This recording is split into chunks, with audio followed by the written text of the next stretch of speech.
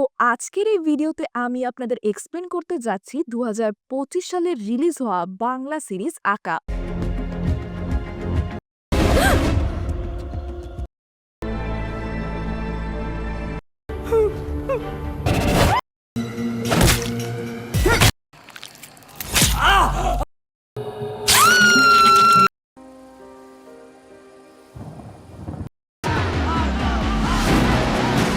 তো চলুন সময় নষ্ট না করে শুরু করি এই সিরিজের এক্সপ্লেনেশন। সিরিজ শুরু হয় একজন মানুষকে দেখিয়ে, যারা জন্মদিন ছিল, তাই সে তার পরিবারের জন্য বিরিয়ানি নিয়ে আসে। আর তার পরিবারের লোকেরা তার জন্য কেক নিয়ে রেখেছিল।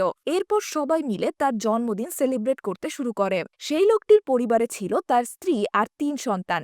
জন্মদিন সেলিব্রেশনের পর লোকটা ফ্রেশ হতে ভিতরে যায় এবং তার পরিবারকে বলে বিরিয়ানি খাওয়া শুরু করতে। কিন্তু যখন সে ফিরে আসে তখন সে দেখে তার স্ত্রী আর ২ সন্তান মারা গেছে। এটা দেখে সে একটুও শকড হয়নি। ঠিক তখনই তার বড় ছেলে আজাদ আসে এবং বাবাকে বলে হয়তো বিরিয়ানিতে বিষ ছিল, তাই তাদের দ্রুত হাসপাতালে নিয়ে যাওয়া উচিত। কিন্তু লোকটা কিছুই বলে না, বরং সে আজাদকেও বিরিয়ানি খাওয়ার জন্য জোর করতে শুরু করে। আজাদ অনেকবার না করলেও সে কোনো কথাই শোনে না। শেষ পর্যন্ত লোকটা নিজেকেও শেষ করে ফেলে। কিন্তু আমরা দেখি আজাদ বেঁচে আছে। আসলে আজাদের বাবার ওপর অনেক ঋণ ছিল, তাই তিনি নিজের সঙ্গে পুরো পরিবারকে শেষ করে দেওয়ার পরিকল্পনা করেছিলেন। কিন্তু আজাদ বেঁচে যায়। এর পরের গল্প চলে আসে প্রেজেন্ট টাইমে, যেখানে আমরা দেখি আজাদকে। সে এখন অনেক বড় হয়ে গেছে এবং তার চাচা ফয়জলের সঙ্গে থাকে। আসলে ফয়জল আজাদের দুঃসম্পর্কের চাচা। যখন আজাদের পরিবারের মৃত্যু হয় তখন ফয়জল আজাদকে নিজের কাছে রেখে তার লালন পালন করে। এখন আজাদ বড় হয়ে গেছে এবং সে একটা কুরিয়ার কোম্পানিতে কাজ করে। একই সাথে তার গানের প্রতি ভীষণ আগ্রহ, তাই সে সবসময় নিজের সিঙ্গিং ভিডিও বানায়। কিন্তু তেমন কোনো রেসপন্স সে পাচ্ছিল না। এছাড়া আজাদের ঘুমও ঠিকমতো হতো না, যার কারণে সে বেশ চিন্তায় ছিল যে এর ফলে তার না কিছু হয়ে যায়। একদিন আজাদ একটা রেস্টুরেন্টে যায় এবং ম্যানেজারকে অনেক রিকোয়েস্ট করে যেন সে ওই দিন তাকে সেখানে গান গাইতে দেয়। ম্যানেজার রাজি হয়ে যায়। এরপর আজাদ গান গাইতে শুরু করে। সেখানে কাস্টমার ছিল খুবই কম আর তারা নিজেদের মধ্যেই গল্প বলতে ব্যস্ত ছিল, তাই কেউই আজাদের গান শুনছিল না। এতে আজাদ তাদের বলে তারা যেন একটু চুপ করে তার গান শোনে। এই কথা শুনে একজন কাস্টমার ভীষণ রেগে যায় এবং ম্যানেজারের কাছে কমপ্লেন করে দেয়। ফলে ম্যানেজার আজাদকে সেখান থেকে বের করে দেয়। এরপর আমরা দেখি একটা লোককে, যে একটা ছোট মেয়ের সঙ্গে জোর করে খারাপ কাজ করছিল এবং পরে তাকে মেরে ফেলে। এর পরের সিনে আবার দেখানো হয় আজাদকে, যে একটা পার্সেল ডেলিভারি করতে যাচ্ছিল। ঠিক তখনই একটা চোর আসে এবং আজাদকে ভয় দেখিয়ে তার পার্সেলটা নিয়ে যায়। এটা দেখে আজাদ ভীষণ ভয় পেয়ে যায় এবং মাটিতে লুটিয়ে পড়ে। আসলে আজাদের এই ধরনের পরিস্থিতিতে প্যানিক অ্যাটাক হয়। তার পরিবারের মৃত্যুর পর থেকেই আজাদের এই অসুখটা হয়েছিল, কিন্তু এই ব্যাপারে সে তার চাচাকে কিছুই বলেনি। এরপর আজাদ তার বসকে সবকিছু বলে দেয় এবং বলে সেই পার্সেলের যে টাকার ক্ষতি হয়েছে সেটা যেন তার স্যালারি থেকে কেটে নেওয়া হয়। এটা শুনে আজাদের বস খুবই রেগে যায় এবং আজাদকে বলে আজাদের ২ বছরের স্যালারিও ওই পার্সেলের টাকা কভার করতে পারবে না। এটা শুনে আজাদ ভীষণ মন খারাপ করে ফেলে এবং গিয়ে নিজের ডেস্কে বসে কাজ করতে শুরু করে। তখন সে দেখে তার এক সহকর্মীর জন্মদিন উদযাপন হচ্ছে। আসলে সেদিন আজাদেরও জন্মদিন ছিল, কিন্তু কেউই সেটা জানতো না। আজাদ নিজের জন্মদিনে কখনো খুশি হয়নি, কারণ ওই দিনই তার পরিবারের মৃত্যু হয়েছিল। ঠিক তখনই সেখানে আসে একটি মেয়ে, যার নাম ছিল মেঘা। সে আজাদের কাছে তার পার্সেল দিতে এসেছিল। আসলে মেঘা একটা ছোট ব্যবসা চালায় এবং সবসময় তার ড্রেসের পার্সেল এখানেই ডেলিভারি দিতে আসে। সে দেখে আজাদের শরীরে আঘাত লেগেছে। তখন মেঘা বলে তার ডাক্তার দেখানো উচিত, তার নিজের যত্ন নেওয়া উচিত। এই কথা শুনে আজাদের ভীষণ ভালো লাগে, কারণ অনেক বছর পর কেউ একটা এতটা কেয়ার তাকে দেখিয়েছে। এরপর যখন আজাদ বাসায় যায় তখন সে তার চাচাকে বলে যে কাল তাকে রেডিও স্টেশনে যেতে হবে, কারণ সেখানে আরজের একটা ইন্টারভিউ হবে। তখন চাচা তাকে বোঝাতে চায় এইসব ঝামেলায় না গিয়ে শান্তভাবে নিজের কাজে মন দেওয়া উচিত। কিন্তু আজাদ তার কথা না শুনে পরের দিন সেখানে চলে যায়। সেখানে গিয়ে সে দুজন লোকের কথা শোনে, যেখানে তারা বলছিল এই চাকরিটা যেভাবেই হোক ম্যানেজারের মেয়েকেই দেওয়া হবে। ইন্টারভিউটা শুধু নামমাত্র। এটা শুনে আজাদ বুঝে যায় যে এখানে তার কিছুই হবে না। এই কারণে সে ভীষণ হতাশ হয়ে সেখান থেকে একটা বারে চলে যায়। সেখানে সে দেখে একজন কাস্টমার প্রচন্ড চিৎকার করছে এবং তার জন্য সবাই বিরক্ত হচ্ছিল। আজাদ যেহেতু আগে থেকেই রেগেছিল, তাই সে গিয়ে সেই কাস্টমারকে চুপ করতে বলে। এটা শুনে তো কাস্টমার আরো ক্ষেপে যায় এবং সেখান থেকে বেরিয়ে চলে যায়। কিছুক্ষণ পর যখন আজাদ বার থেকে বের হয়, তখন সেই কাস্টমার আবার এসে তার সঙ্গে ঝগড়া শুরু করে। সে আজাদকে গালাগালি করতে থাকে। এতে আজাদ ভীষণ রেগে যায় এবং একটি পাথর তুলে তাকে মেরে ফেলে।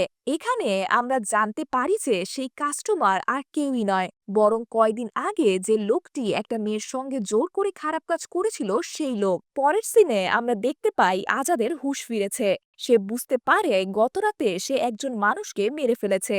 সে তার চাচাকে এই কথাটা বলতে যায়, কিন্তু হঠাৎ করে সে নিউজে দেখতে পায় ওই লোকের মৃত্যুর খবর ছড়িয়ে পড়েছে। এবং আশ্চর্যের বিষয় হলো এই যে মানুষ তার মৃত্যুতে অনেক খুশি, কারণ লোকটা এতদিন অনেকেই বিরক্ত করত আর কষ্ট দিত। মানুষ বলতে থাকে তাদের আঁকা ফিরে এসেছে। আসলে কয়েক বছর আগে ওই এলাকায় একজন সিরিয়াল কিলার ছিল, যে শুধুমাত্র অপরাধীদেরকেই মেরে ফেলতো। এই কারণেই সাধারণ মানুষ নিজেদের নিরাপদ মনে করত। তাই এইবারও সবাই ভাবতে থাকে হয়তো আঁকা ফিরে এসেছে এবং ওই খারাপ লোকটাকে মেরে ফেলেছে। এটা দেখে আজাদ কিছুটা নিশ্চিন্ত হয়ে যায়, কারণ সে নিশ্চিত হয় যে যাকে সে মেরেছে সে সত্যি একটা খারাপ লোক ছিল। এরপর আজাদ মেঘার বাড়িতে যায় তার কিছু পার্সেল দেওয়ার জন্য। সেখানে মেঘা আবার তার সঙ্গে কথা বলতে শুরু করে। আর এখানেই আমরা বুঝতে পারি আজাদ কোথাও না কোথাও মেঘাকে পছন্দ করা শুরু করেছে। এর পরের সিনে আমরা দেখি আজাদ একটা সিঙ্গিং অডিশনে যায়, আর সেখানে তার সবচেয়ে প্রিয় রকস্টারও এসেছিল।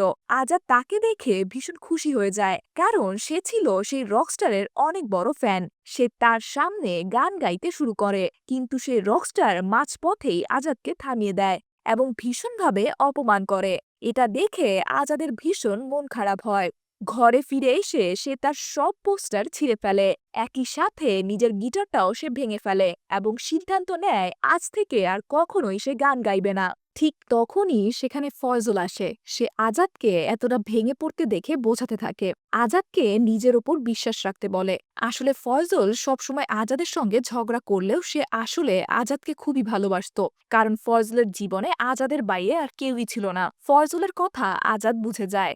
এর পরের দিন আজাদ যায় তার এক দুঃসম্পর্কের চাচার কাছে, যে আজাদের বাবার কাছ থেকে ৩০ লাখ টাকা ধার নিয়েছিল, কিন্তু এতদিনেও সে সেই টাকাটা ফেরত দেয়নি। তাই আজাদ তাকে বলে অন্তত কিছু টাকা ফিরিয়ে দাও, যাতে সে নিজের জন্য একটা ব্যবসা শুরু করতে পারে। কিন্তু সেই চাচা বলে কোনো প্রমাণ নেই যে সে তার বাবার কাছ থেকে টাকা নিয়েছিল। তাই সে আজাদকে বলে চুপচাপ সেখান থেকে চলে যেতে। আজাদ অনেকবার রিকোয়েস্ট করে, কিন্তু সেই চাচা কোনো কথাই শোনে না। এতে আজাদ ভীষণ রেগে যায়। মনে হয় তাকে মেরে ফেলি, কিন্তু সে সেটা করতে পারে না এবং চুপচাপ সেখান থেকে চলে যায়। এরপর আবার সে মেঘার বাড়িতে যায় একটি পার্সেল ডেলিভারি করতে, আর সেখানে মেঘার সঙ্গে কিছু কথা বলে, কারণ মেঘার সঙ্গে কথা বললেই আজাদের ভীষণ ভালো লাগতো। এরপর আজাদ একটি নিউজ দেখে, যেখানে বলা হচ্ছিল এক মন্ত্রীর ছেলে এক মহিলাকে এবং তার মেয়েকে গাড়ি চাপা দিয়ে মেরে ফেলেছে। এই কারণে মানুষ ভীষণ ক্ষেপে গিয়েছিল, কারণ তারা জানতো খুব শীঘ্রই সে জামিনে ছাড়া পেয়ে যাবে। তাই মানুষ চাইছিল আকা ফিরে আসুক এবং তাকে শাস্তি দিক। আজাদ এসব শোনে এবং চিন্তা করতে থাকে। ঠিক তখনই তার বস একটা মিটিং ডাকে এবং সবাইকে জানায় তারা একটি ট্র্যাকিং ডিভাইস বের করেছে। সবাইকে এটা নিজেদের ব্যাগে রাখতে হবে, যাতে কোনো পার্সেল হারালে সেটা ট্র্যাক করা যায়। বিশেষ করে বস আজাদকে বলে তাকে ভালোভাবে ট্র্যাকারটা ব্যবহার করতে হবে, কারণ আগেও আজাদের কাছ থেকে পার্সেল চুরি হয়েছিল। তখনই আজাদের মাথায় ঘুরতে থাকে মন্ত্রীর ছেলের কথা। সে সিদ্ধান্ত নেয় যদি মানুষ চায় আকা ফিরে আসুক এবং অপরাধীদের শাস্তি দিক, তাহলে সে সেটাই করবে। তাই আজাদ নিজের কাছে থাকা ট্র্যাকারটি মন্ত্রীর ছেলের গাড়িতে লাগিয়ে দেয় এবং তাকে ফলো করতে শুরু করে। মন্ত্রীর ছেলে পার্টি শেষ করে একটি জায়গায় টয়লেট করার জন্য নামলে আজাদ সেই সুযোগটাই নিয়ে নেয়। সে গিয়ে তাকে সেখানেই মেরে ফেলে। এই ধরনের কাজ করার পর আজাদের সবসময় প্যানিক অ্যাটাক হতো, কিন্তু এবার সে নিজেকে বোঝায়, কন্ট্রোল করে এবং শেষ পর্যন্ত তাকে মেরে ফেলে। পরের দিন আজাদ ভয় পায় যদি তাকে পুলিশ ধরে ফেলে, কারণ সে যে ট্র্যাকার লাগিয়েছিল সেটা এখনো গাড়িতেই আছে। তাই সে পুলিশ স্টেশনে যায় এবং বলে অফিসার সোহেলের নামে একটি পার্সেল আছে। যখন পুলিশ ভিতরে যায় তখনই আজাদ গিয়ে গাড়ির নিচে থাকা ট্র্যাকারটি খুলতে থাকে। ঠিক তখনই দুজন পুলিশ এসে তাকে থামিয়ে দেয়, কিন্তু আজাদ বলে একটি বাচ্চার বল গাড়ির নিচে চলে গিয়েছিল। এই অজুহাতে সে ট্র্যাকারটা খুলে নেয়। এরপর আজাদ সোহেলকে একটা পার্সেল দিয়ে আসে। সোহেল অবাক হয়ে যায় যে কে তাকে পার্সেল দিল। অন্যদিকে আজাদ টিভি দেখতে থাকে।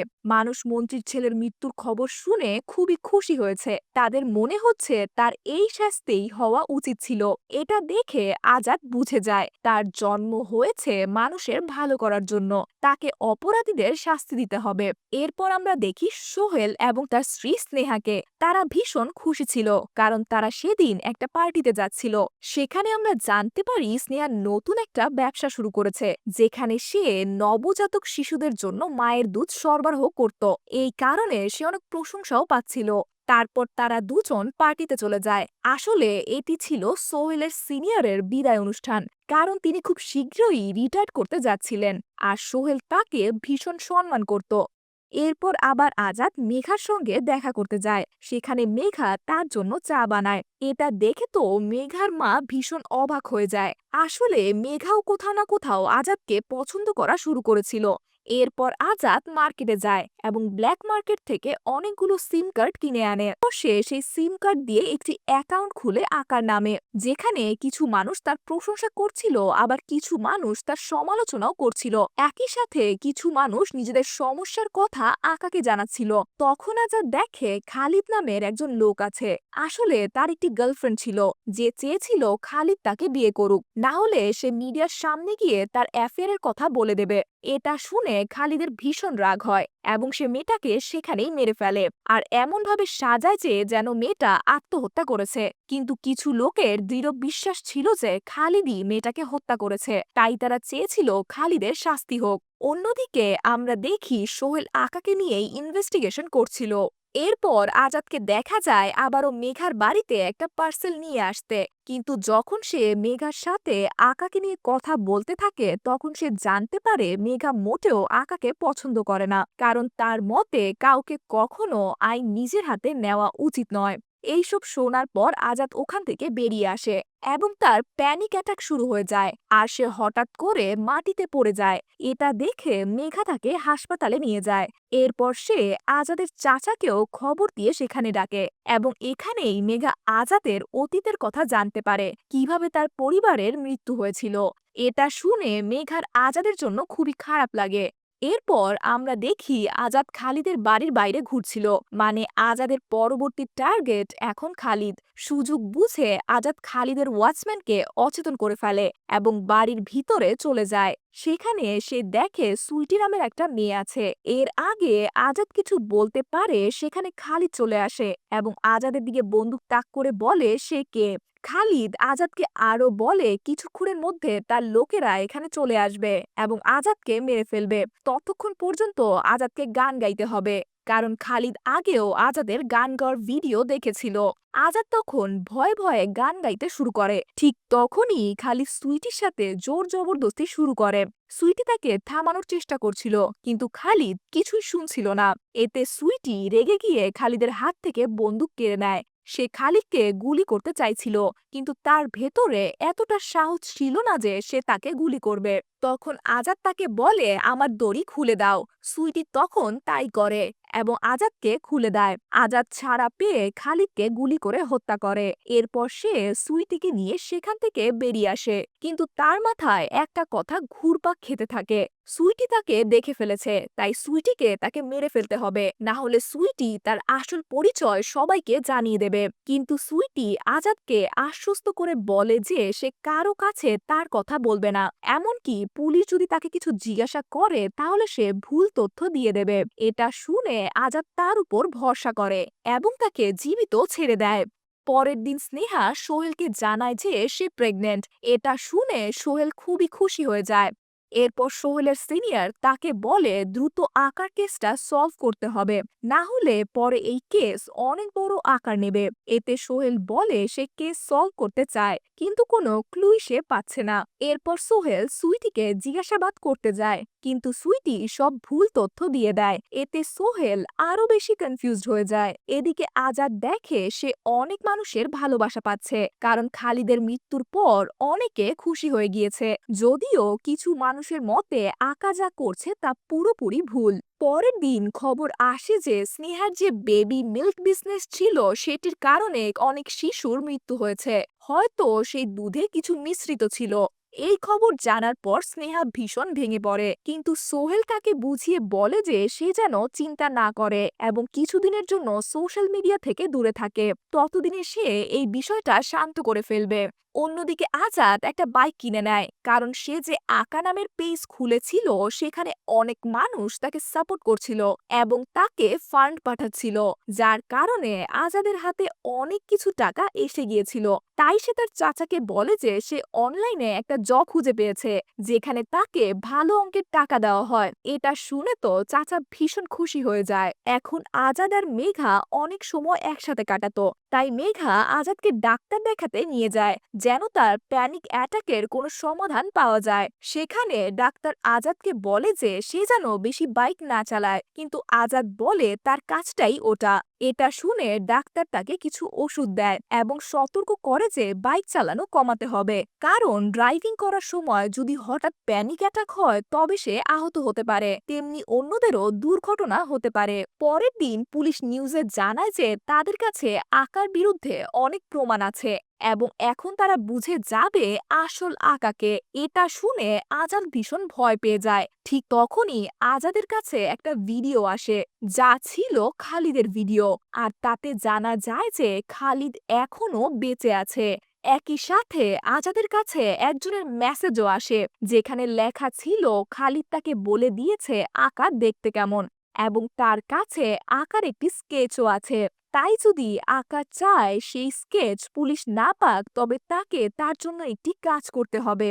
কাজটা হলো তার স্ত্রীকে মেরে ফেলতে হবে, কারণ তার স্ত্রী তাকে প্রতারণা করেছে। এটা শুনে আজাদ রাজি হয়ে যায় এবং খুন করার জন্য একটা হোটেলে যায়, কিন্তু দরজা খোলার সঙ্গে সঙ্গেই সেখানে শুধু তার স্ত্রী নয়, পুলিশও উপস্থিত ছিল। এটা দেখে আজাদ বুঝে যায় পুলিশ তাকে ফাঁদে ফেলেছে। তবে আজাদের আগে থেকেই সন্দেহ ছিল, তাই সে নিজের বদলে সুইটিকে আঁকা বানিয়ে সেখানে পাঠিয়েছিল। এখন যখন পুলিশ সুইটিকে দেখে, সুইটি তখন বলে সে তার এক কাস্টমারের জন্য এখানে এসেছিল। এরপর পুলিশ তাকে ছেড়ে দেয়। তারপর আমরা দেখি আজাদও সেখান থেকে বেরিয়ে যেতে চাইছিল, কিন্তু পুলিশের সন্দেহ ছিল যে আকা এখানেই আছে, তাই তারা চারদিকে খুঁজতে থাকে।